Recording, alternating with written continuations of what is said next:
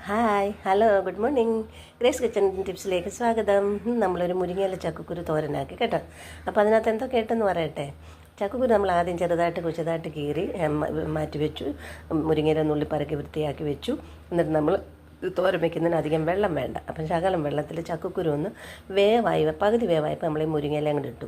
ആ മുരിങ്ങയില അങ്ങോട്ട് ഇട്ട് നല്ലോണം ഒന്ന് ആവി കയറ്റി അത് വെന്തു. അപ്പോഴത്തേന് അത് നമ്മൾ മാറ്റി വെച്ചിട്ട് നമ്മൾ പിന്നെ ഇച്ചിരി വെളുത്തുള്ളിയും ജീരകവും തേങ്ങയും പച്ചമുളകും എല്ലാം ഒന്ന് ചതച്ച് വാരി എടുത്തു. അതിനകത്ത് പാകത്തിന് ഉപ്പ് ഇട്ടു കേട്ടോ.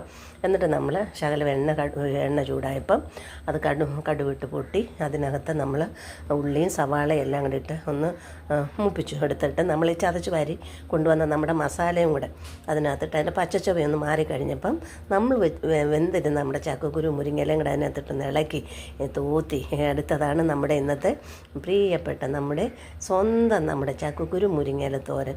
നല്ല ടേസ്റ്റാണ്. ഒന്ന് ചെയ്ത് നോക്കണേ. ഇനി അടുത്ത വീഡിയോ കാണുന്നത് വരെ ടാറ്റ ബൈ ബൈ.